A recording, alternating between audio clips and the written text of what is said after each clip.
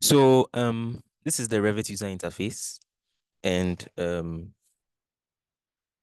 I'm going to teach you a bit on on the user interface. So if you can see, um we have the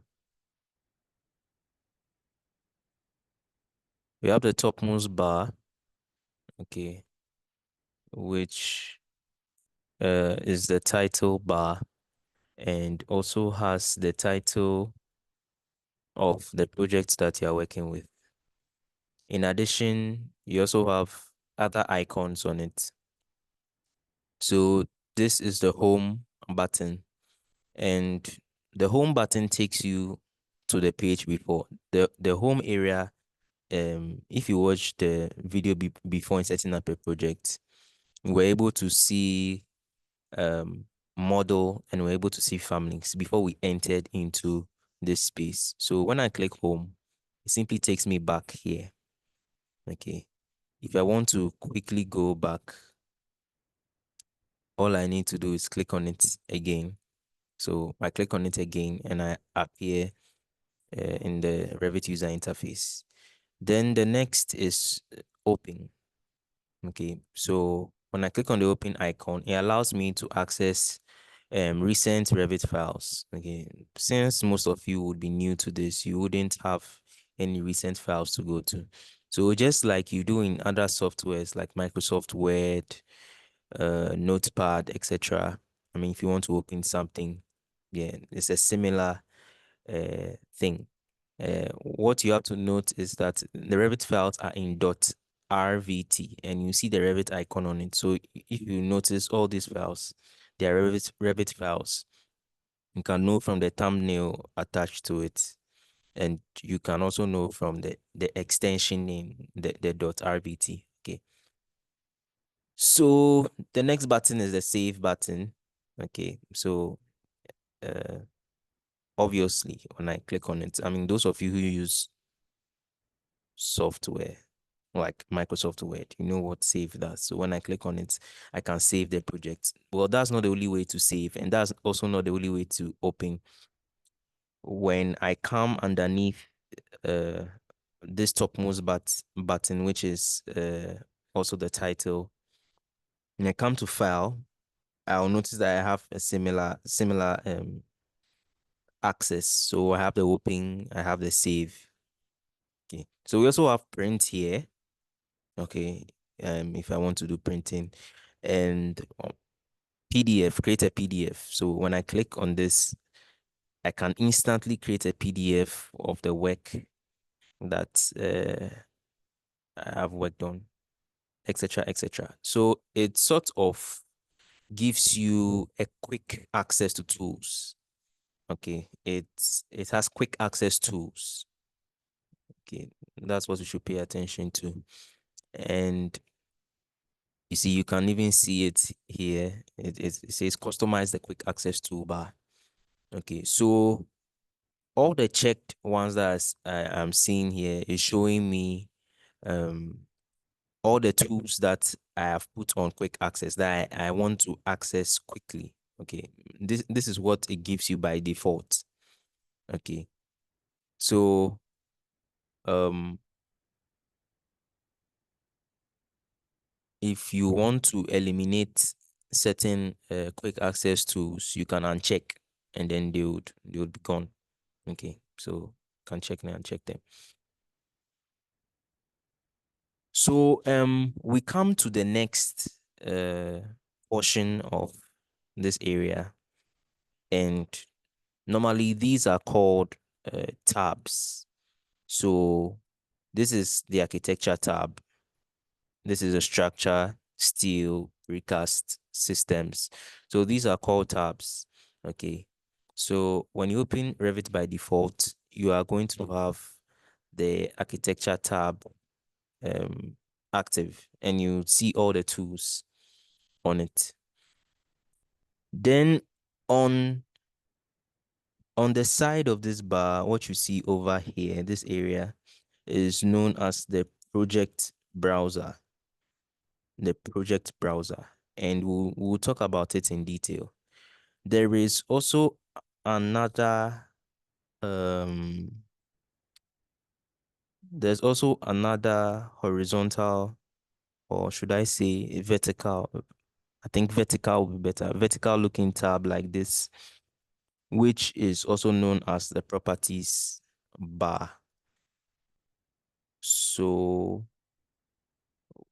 you'd see properties bar. So this is it, properties. See, so I can move the properties bar. Yeah, so what you notice is when you open Revit, these two uh, vertical panels would be available to you. And they are very, very important when it comes to the use of the Revit software, and we'll talk about them. Okay, so at the bottom here, you also see a different set of tools. Okay, and this is more of a status uh bar, and this this helps me to be able to customize the scale. So as you can see, it's 1:100. And then there are other options on this uh bar. There's a visual style, etc. Don't worry, we'll go into details. I'm sure you might be wondering, oh, what is visual style? Okay, don't worry. So what I would touch on is more on the user interface. When I come to file here, click on options. I have additional options. So if you can see here, general, um, this are saving options.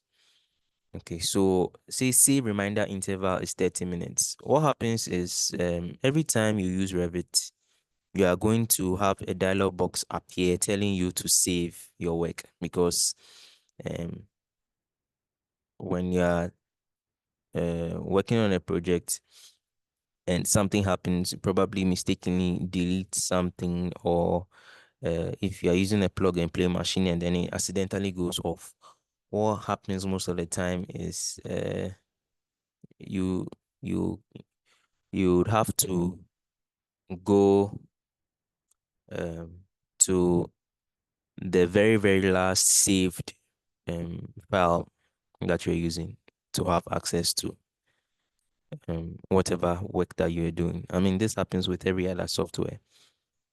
But the beautiful thing about Revit is that you can customize the save reminder interval. That is the period in which the dialog box appears to tell you to save your work. So you can even reduce it to 15 minutes if you don't want to lose much um, of what you do. So the next thing look at is user interface. Okay.